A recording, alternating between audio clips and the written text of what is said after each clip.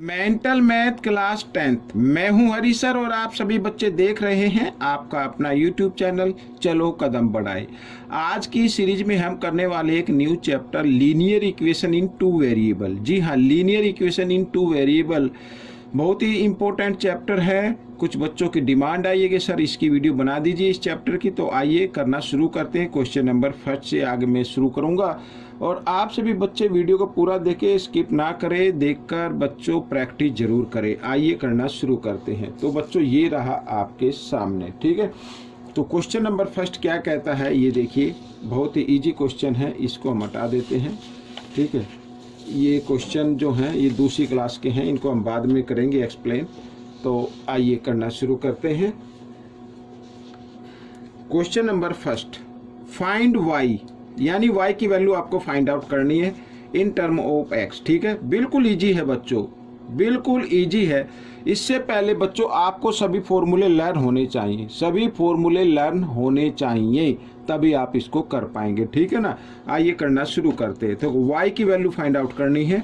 तो इक्वेशन है हमारी 3x + 4y = 12, ठीक है। तो आपको y की वैल्यू फाइंड आउट करनी, तो इसको इधर ही रहने दे, 4y = 12। ये 3x के सामने कोई साइन नहीं, प्लस है, इधर आकर ये राइट साइड में ले आए इसको, ये हो जाएगा माइनस का, इस तरीके से, ठीक है। अब y की वैल्यू निकालनी है तो y को लिख ले इधर खाली, और 12 - 3x, और ये 4 इधर किस फॉर्म में, मल्टीप्लाई की फॉर्म में, इधर आकर ये डिवाइड की फॉर्म में आ जाएगा। This is the answer. इस तरीके से करना है। आइए करते हैं नेक्स्ट क्वेश्चन। नेक्स्ट क्वेश्चन भी बिल्कुल ऐसे ही है।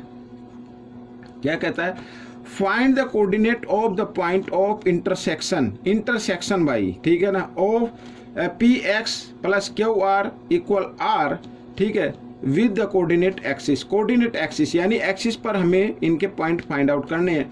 तो ये मान लीजिए a है और ये b और ये c, ठीक है, इस तरीके से। अब बच्चों देखो, मैं आपको बताता हूं, ये इधर फिगर बनाई मैंने। अगर x एक्सिस पर क्या होगा, x एक्सिस पर अगर ये पॉइंट यानी कोई भी ग्राफ है या इंटरसेक्ट करेगा, तो इसका मतलब y के जो पॉइंट होंगे वो क्या होंगे, 0 होंगे। y का पॉइंट क्या होगा, 0 होगा। तो आपको क्या करना है, px = यहाँ पर q और y की जगह क्या रख देना, 0 रख देना, = r, ठीक है।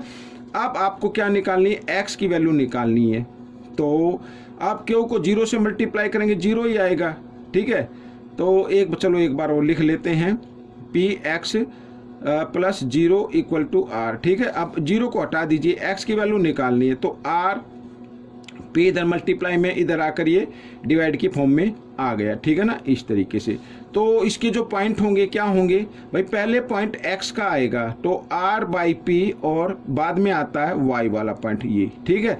अब ये x एक्सिस पर तो इंटरसेक्ट हो गया। अब दूसरा जो पॉइंट होगा वो y पर होगा इंटरसेक्ट, ठीक है ना। y पर ऊपर हो नीचे हो, तो इसका मतलब y पर अगर इंटरसेक्ट हो रहा है तो इसका मतलब होगा x का जो पॉइंट होगा वो 0 होगा, ठीक है। x का पॉइंट क्या होगा, 0 होगा।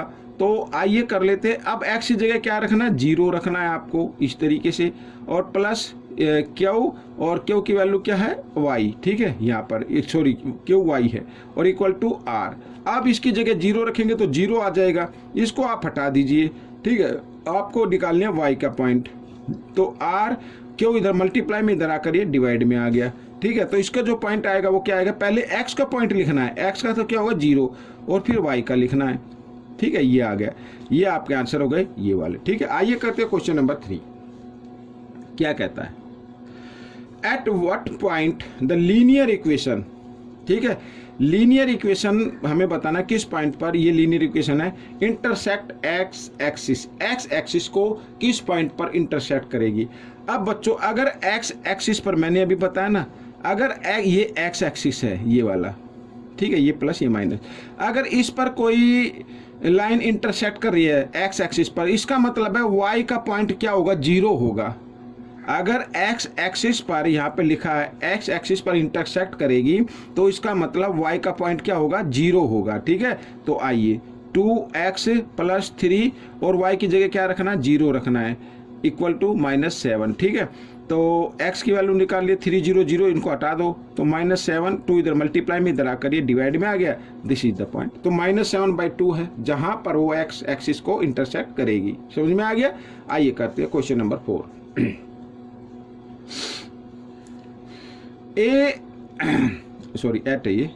At what point of the linear equation intersect y axis. अब इसमें y एक्सिस पर, अब y एक्सिस पर इंटरसेक्ट कर रही है तो इसका मतलब क्या होगा, x क्या होगा, 0 होगा। x क्या होगा, 0 होगा। ठीक है, अगर यहाँ पर इंटरसेक्ट करे, इधर करे, तो इसका मतलब x का पॉइंट क्या होगा, 0 होगा। तो 3 इंटू ये x है ना, x इज 0 और -7 y = 5। ठीक है, 300, इनको हटा दीजिए, -7 y = 5 आ गया। y की वैल्यू निकाल लीजिए, y 5/7, और ये माइनस का साइन 7 रहेगा ना, इधर माइनस का साइन रहेगा, इसको इधर ले आना है। तो y का जो पॉइंट होगा -5/7 होगा। ये आपका आंसर आ गया। ठीक है ना। और किस पॉइंट पर करेगी, यानी अगर x का क्या होगा, 0 और y का क्या आएगा, -5/7। ठीक है, ये पॉइंट होंगे। ठीक है, इसमें भी क्या होगा, ये वाला जो था, तो x का तो पॉइंट पहले लिखा जाएगा ये, और फिर y का होगा 0। अगर इस टाइप का कोई ग्राफ होगा तो y का अगर 0 है तो x एक्सिस को 7/2 पर इंटरसेक्ट करेगा। ठीक है, आइए करते हैं क्वेश्चन नंबर 5। क्या कहता है, find the number of solution of the following pair of linear equation. यहाँ पर ये गिवन है, 1 मिनट, अच्छा, लीनियर इक्वेशन। तो number of solution, find the number of solution of the following pair of linear equation. ये linear equation है, इसके हमें सॉल्यूशन फाइंड आउट करने। आइए देखो, यहाँ पर अगर हम देखें 2x + 4y - 16 = 0 है, या फिर आप क्या करें, 2x + 4y और इस 16 को इधर ले आए। ठीक है, प्लस का हो जाएगा। ठीक इसी प्रकार इधर ये, अगर इसको मैं 2 से डिवाइड करूँ, 2 से हो रहा है, 2 1 = 2, 2 2 = 4 और 2 8 = 16, यानी आ गया x + 2y और = 8। ठीक है, एक तो ये आ गई इक्वेशन। इधर भी कर लेते हैं, 6x + 12y, ठीक है, = 48, और 6 से डिवाइड हो रहे हैं, 6 1 = 6, 6 2 = 12 और ये 6 8 = 48। तो x + 2y = 8 आ गया। ठीक है, ये आ गया। अब बच्चों, या इक्वेशन अगर मैं इसके नीचे लिखूं इस सेकंड इक्वेशन को, अब आप देखो कि इक्वेशन क्या इक्वल आ रही है। यानी देखो, आगे वाला जो होता ना, ये a, ये b और ये c, यहाँ a, ये b और ये c। अब देखो, यानी a1/a2, ठीक है, ये फॉर्मूला होता है, a1/a2 इक्वल होता है b1/b2 और इक्वल हो c1/c2। ठीक है, अब ये देखो, ये दोनों इक्वल है, ये a1 ये a2, ये b1 ये b2, 2 2 आ रहे हैं, और c1 में 8 आ रहा है और c2 में क्या आ रहा है, 8 आ रहा है। तो ये तीनों इक्वल हो गए। जब इस कंडीशन में ये तीनों ए बी सी इक्वल की फॉर्म में आए, यानी a1/a2 = b1/b2 = c1/c2, तो इस कंडीशन में बच्चों मैनी सॉल्यूशन होते हैं, इनफाइनाइट मैनी सॉल्यूशन। ठीक है, क्या होता है, इनफाइनाइट मैनी सॉल्यूशन। ये आप लिख सकते हैं, बिल्कुल इजी है। ठीक है, इनफाइनाइट मैनी सॉल्यूशन। तो मैनी सॉल्यूशन आप खाली लिख दीजिए, आपका आंसर ठीक हो जाएगा। ठीक है, इसके हम बहुत सारे सॉल्यूशन निकाल सकते हैं, तो मैनी सॉल्यूशन। ठीक है, तो बच्चों ये क्वेश्चन आपका हो गया है। ठीक है, इस तरीके से। आइए करेंगे क्वेश्चन नंबर 6 से। अब क्या कहता है, ये रहा आपके सामने क्वेश्चन नंबर 6। ठीक है, क्वेश्चन नंबर 6 कहता है बच्चों, find the number of solution of the following pair of linear equation. बिल्कुल जैसा पहले किया था वैसे ही है। ठीक है, मैं इसको 5 से डिवाइड हो रहे हैं, तो इसको पहले एक बार लिख लेता हूँ, बाद में इसको डिवाइड करेंगे। ठीक है, ये 5 1 = 5, 5 3 = 15, 5 4 = 20। तो ये आ गया x + 3y = 4। ठीक है, ये आ गया। आइए इस इक्वेशन को भी लिख लेते हैं, 4x + 12y और ये -14 है ना, इक्वल के साइन से राइट साइड में ले आओ, इसको प्लस हो जाएगा। तो 2 से हो रहा है बच्चों, ये तो है ना, 4 से तो ये होगा, ये होगा, ये तो नहीं होगा, तीनों को करना है ना, तो 2 से करें, 2 2 = 4, 2 6 = 12 और 2 7 = ठीक है, ये आएगा। तो इसकी इक्वेशन जो बनी है 2x + 6y = 7। ठीक है, ये आ गया। अब अगर मैं इसको ऊपर नीचे लिखूं, या ये a1 है, ये a1, ये b1 और ये c1, ये a2 और ये b2 और ये C2, ठीक है। अब हम देखेंगे कि A1 बाई A2, ठीक है, A1 बाई A2 यानी क्या आ रहा है 1 बाई, ये 1 है, इसके आगे कुछ नहीं है, यहाँ पे 2 है, तो 1 बाई 2 हो गया, ठीक है, इक्वल नहीं है। अब B1 में क्या आ रहा है 3 और यहाँ पे क्या आ रहा है 6 आ रहा है, ठीक है, क्या आ रहा है 3 इक्वल यानी B1 by B2, sorry B2, ठीक है, ये भी इक्वल आ रहा है। अब देखो मैं बताता हूँ, और ये इक्वल नहीं है किसके, यहाँ पे C1 है 4 और ये क्या है 7, ठीक है। अब देखो ये इस कंडीशन में है B1 यानी A1 बाई A2 इक्वल है B1 बाई B2, इक्वल नहीं है C1 बाई C2, उस 4 बाई 7 लिख दिया मैंने, C1 बाई C2। अब इसको कैसे लिखना मैं यहाँ पे बताता हूँ। A1 कितना है 1, B1 A2 कितना है 2, ठीक है, A1 कितना है 1 और A2 कितना है 1, तो इक्वल। अच्छा इधर देखो यहाँ पर B1 कितना है 3 और B2 कितना है 6, अगर इसको हम डिवाइड करें 3 1 जा 3, 3 2 जा 6, तो 1/2 आ गया, ठीक है, इक्वल नहीं है। C1 कितना है 4 और C2 कितना है 7, ठीक है, तो इस कंडीशन में ये 1/2 इक्वल 1/2 इक्वल नहीं C1 बाई C2 यानी 4/7, ठीक है, तो ये इस कंडीशन में आती है। जब A1 बाई A2, ठीक है, और equal B1 by B2 equal नहीं हो C1 बाई C2 के, तो इस कंडीशन में बच्चों लाइन क्या होती है, पैरेलल लाइन होती है, उसका कोई सॉल्यूशन नहीं होता, ठीक है, नो सॉल्यूशन लिख देते हैं, नो सॉल्यूशन। जब आप इसका ग्राफ बनाएंगे ना, जब आप इसका ग्राफ बनाएंगे इस तरीके से, या तो इस तरीके से दो लाइन पैरेलल जाएंगी, मतलब पैरेलल लाइन होंगी, मेरे को नहीं पता किस तरीके से, वो तो निकाल के देखना पड़ेगा, ठीक है। तो जिस ग्राफ में पैरेलल लाइन आती है इसका मतलब उसका कोई सॉल्यूशन नहीं होता है, तो आंसर क्या होगा, नो सॉल्यूशन। आइए करते हैं क्वेश्चन नंबर 7। क्वेश्चन नंबर 7 करते हैं। देखो 3 की power x plus y equal 3 की पावर x माइनस वाई, और इधर गिवन है 27, ठीक है, तो 27 को लिख सकते हैं 3 की पावर 3 लिख सकते हैं, और ये रूट का साइन है, अगर इसको पावर में चेंज करें इधर लाकर तो ये हो जाएगा 1/2 हो जाएगा, ठीक है, यानी कि ये क्या आ जाएगा 3 की पावर 3/2 हो जाएगा, ठीक है। अब क्या करना है, अब आपको एक बार तो ये लेना है और एक बार लेना है इसको, ठीक है। तो देखो 3 की पावर कितनी है x प्लस वाई और इक्वल 3 की पावर कितनी है 3/2, एक बार इन दोनों को लेना है और फिर इन दोनों को लेना है, ठीक है ना। तो अब देखो दोनों के बेस इक्वल हैं, तो इसका मतलब क्या हुआ, पावर भी इक्वल होगी, तो पावर को भी क्या कर देते हैं, इक्वल रख देते हैं इस तरीके से, ठीक है। और 2 को यहाँ से अगर आपको हटाना है तो 2 से हटाने के लिए क्या करना पड़ेगा, रिमूव करने के लिए इस 2 से x को भी मल्टीप्लाई कर दो, y को भी कर दो, हट जाएगा, ठीक है, और करके 2x प्लस 2y और इक्वल 3 ये आ जाएगा, ठीक है। ये तो आ गई फर्स्ट इक्वेशन। अब सेकंड में इसको ले लो, ठीक है, फिर वही 3 की पावर क्या है x माइनस वाई और इक्वल टू 3 की पावर क्या है 3/2, ठीक है। अब दोनों के बेस इक्वल आ गए, तो इनका मतलब इनकी पावर भी क्या होगी, इक्वल होगी। ये 2 फिर हटा दीजिए, 2 को x के साथ मल्टीप्लाई कर दीजिए, y के साथ भी कर दीजिए, और इधर क्या आ जाएगा 3 आ जाएगा। अब मैं इसको दूसरे पेज पर आपको एक्सप्लेन करूंगा, ठीक है ना। आइए ठीक है, क्वेश्चन इस पेज पर करते हैं क्योंकि नीचे जगह नहीं है, ठीक है। तो अब बच्चों मैं इस पे इक्वेशन लिख लेता हूँ। इक्वेशन 1 है 2x प्लस 2y इक्वल 3, और इसके नीचे लिख लीजिए इक्वेशन 2 ये वाली, ठीक है ना। तो 2x माइनस 2y इक्वल 3, ये एलिमिनेशन मेथड का यूज करना है।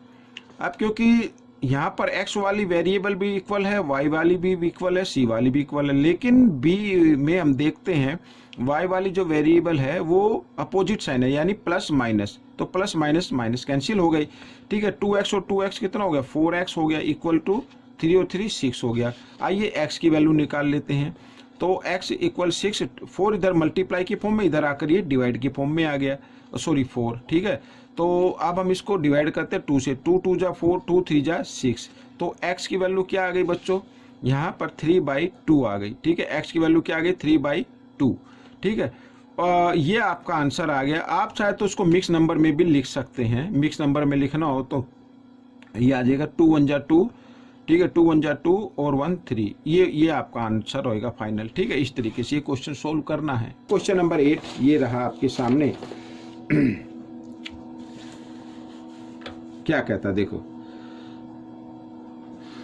If a pair of linear equation in 2 variable is inconsistent, inconsistent का मतलब बच्चों ये होता है कि उसकी लाइन जो ग्राफ बनाएंगे वो पैरेलल लाइन होगी, ठीक है। Then what is the nature of their graph, तो उसका ग्राफ कैसा होगा, नेचर उसकी क्या होगी, दे आर पैरेलल, क्या होंगी, they are in parallel line, वो जो ग्राफ होगा, ठीक है, या इट लगा देते हैं, it is in parallel line, ठीक है। ये पैरेलल का साइन बना और ये लिख दो, यानी पैरेलल लाइन बनेगी।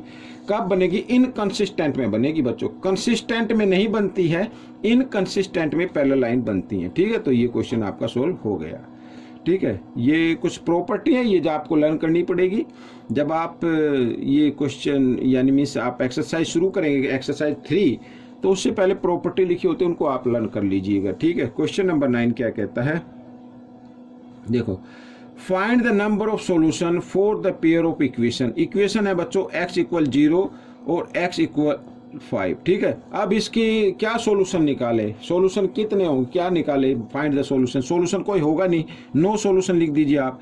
भाई सॉल्यूशन इसलिए नहीं होगा क्योंकि किसी भी ax + by और क्या होना चाहिए यहाँ पर इक्वल c, यानी कि by ना हो तो चलेगा, लेकिन c का होना बहुत जरूरी है। अब c इसमें है नहीं, x = 0 के और ये क्या है, ये 5 के इक्वल है, तो इसके कंडीशन में नो सॉल्यूशन आएगा बच्चों, ठीक है। नो सॉल्यूशन आप लिख दीजिए, इसका कोई सॉल्यूशन नहीं होगा, ठीक है। आप इसका कोई ग्राफ भी नहीं बनेगा, कोई सॉल्यूशन नहीं है।